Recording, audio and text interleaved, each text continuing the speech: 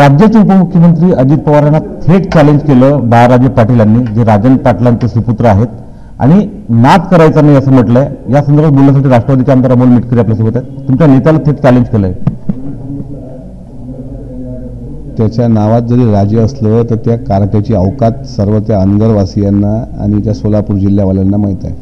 त्याच्या वडिलाला, म्हणजे मी बाप शब्द वापरत नाही बापाला, त्याच्या वडिलाला मालक म्हणतात, पण त्या मालकाला भिकारी करण्याचं काम हा राजे नावाचा त्याचा कारटा तो दिवटा करतोय.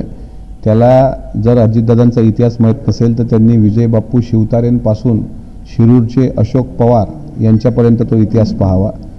उपमुख्यमंत्री अजितदादांच्या तुकड्यावर जगणारी ही जी काही मंडळी आहे, या लोकांनी उपमुख्यमंत्र्यांबद्दल बोलताना जरा सभ्यतेनं भाषा वापरायला पाहिजे होती. पण इतकी मस्ती, एक तिथली महिला भगिनी तिच्यावर दडपण टाकून वेळ प्रसंग पडला तर तिथलं सगळी यंत्रणा मॅनेज करून त्यांनी जाणीवपूर्वक हे घाबरट खानदान आहे, हे पोचट खानदान आहे. हे जर मर्दुमकी आली खानदान असती तर ती जी आपली भगिनी आहे, काय तिचं ठिते मॅडम, तिचा अर्ज परत घ्यायला यांनी इतका दबाव टाकला नसता. जाणीवपूर्वक इलेक्शन कमिशनला मॅनेज करून, मी अगदीच आरोप सांगतोय, स्पष्ट आरोप, तिथला तहसीलदार असतील, SDO असतील, या सगळ्यांना आरोप करून आमचे तिथले सहकारी उमेश पाटलांनी तिथं तब्बल व्यवस्थित डॉक्युमेंट सबमिट केल्यानंतर सुद्धा तो अर्ज बाद करण्याकरता जे काही दडपण या मालकांनी त्याच्या 2 कारट्यांनी टाकलंय आणि इतक्या उन्मादात बिनविरोध केली म्हणून त्याची मस्ती बघा. राष्ट्रवादीच्या झेंड्याला, ज्या राष्ट्रवादी झेंड्याच्या भरोश्यावर तुमच्या दुकानदाऱ्या चालल्या, तुम्ही तुकड्यावर जगलेत त्या अजितदादांच्या, आणि ते झेंडे तुम्ही आग लावून तिथे वर उडवताय, सगळ्या गोष्टी करताय.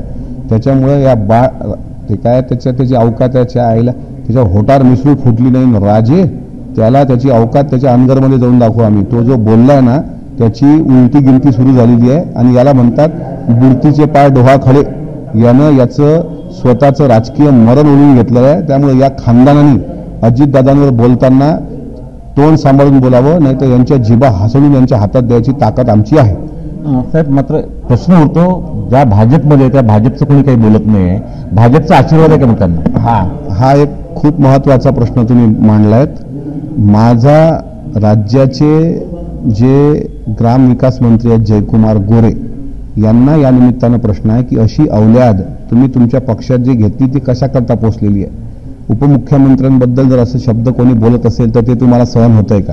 मी भारतीय जनता पार्टीचे वरिष्ठ नेते आणि राज्याचे मुख्यमंत्री यांनाही हा प्रश्न विचारतो की आपल्या महायुतीचे सहकारी आदरणीय अजितदादा यांच्याबद्दल अपशब्द बोलणारी घाण तुम्ही काढणार आहात की नाही, की याला कोणाचा पाठिंबा आहे आतून, हे सुद्धा तर, कारण याची अवकात अनगरवाल्यांना माहीत आहे. इतकी हा कोणाच्या जीवावर उडतोय? महायुती म्हणून जर मित्र धर्म तुम्ही निभवत असाल तर मग जयकुमार गोरे साहेब तुम्ही याला पक्षात कशा करता घेतलंय, हा माझा प्रश्न तुम्हाला या निमित्तानं आहे. अशी लावारीस कारटी जर पक्षात असून स्वतःच्या अकलेचे दिवाळे पाजळत असतील तर मग आम्हाला याच्या मागं काहीतरी सुप्त षडयंत्र आहे असा आवाज येतोय. एकीकडे बाळाराजे पाटील असं बोलत आहेत, तुमचे दुसऱ्या मित्रपक्षाचे नेते आहेत तानाजी सावंत, ते तुमच्यावर वारंवार टीका करतायत. ठरवून टार्गेट केलं जातं का अजित पवारांना? ह्याच्यामध्ये आम्हाला बऱ्याच गोष्टीला शंकेला वाव दिसतोय. तानाजी सावंतांनी मागं गद्दाराची अवल्याद किंवा सत्तेशिवाय न जगणारी अवल्याद असा शब्द वापरला. हा जो तुम्ही राजे नाव म्हणण्याची अवकात आहे का राजे शब्द लिहायची? हे सालं कालचं कार्ट ते अजितदादांना चॅलेंज करतोय. त्याच्यामुळे अलीकडच्या काळात तुम्ही बघा ती स्वयंघोषित समाजसेविका मॅडम त्या तिथे गेल्या, ते पार्थ पवारांना टार्गेट करतायत. अजितदादांना ही कार्टी टार्गेट करायला लागली. तानाजी सावंत काय काय बोलतोय. त्याच्यामुळे अशा लोकांचा कसा बंदोबस्त करायचा हे राष्ट्रवादी काँग्रेस पक्ष नक्की ठरवेल आणि अशा पद्धतीने आमच्या शीर्षस्थ नेतृत्वावर जर गलीतले टुकार गुंडे बोलत असतील तर आम्हाला वेगळा विचार करावा लागेल. जर एकनाथ शिंदेंना काही डिवचलं तर त्यांचे मंत्री बहिष्कार घालतात मंत्रिमंडळाच्या बैठकीवर. अजित पवारांना वारंवार टार्गेट केलं. तुमचं कोणी काही बोलत नाही तुमच्या पक्षातून? ते त्यांनी बोलायला पाहिजे, हा त्यांचा नैतिक धर्म आहे. आमच्या पक्षाचे सर्व मंत्री आणि सर्व वरिष्ठ नेते त्यांना माझी विनंती आहे की मी आता प्रवक्ता म्हणून बोलत नाही आहे, मी एक अजितदादांचा कार्यकर्ता म्हणून बोलतोय की आदरणीय अजितदादांवर जर असे गल्लीबोळातले कार्यकर्ते कुत्रे भुंकत असतील तर आमच्या पक्षाचे मंत्री आणि आमच्या पक्षाचे इतर नेते यांनी शांत राहणं हे मला असं वाटतं माणुसकीला धरून नाही. त्यांनी सुद्धा त्याला तोडीसतोड उत्तर द्यावी. काल मंत्रिमंडळाच्या बैठकीवर जर शिंदे साहेबांबद्दल बोलल्यानंतर त्यांचे मंत्री बहिष्कार टाकत असतील तर राष्ट्रवादी काँग्रेस पक्षाच्या मंत्र्याचं सुद्धा ते कर्तव्य बनतं. आपली मंत्रिपदं ही फक्त अजितदादांमुळे आहेत, हे आमच्या मंत्र्यांनी सुद्धा ध्यानात ठेवावं.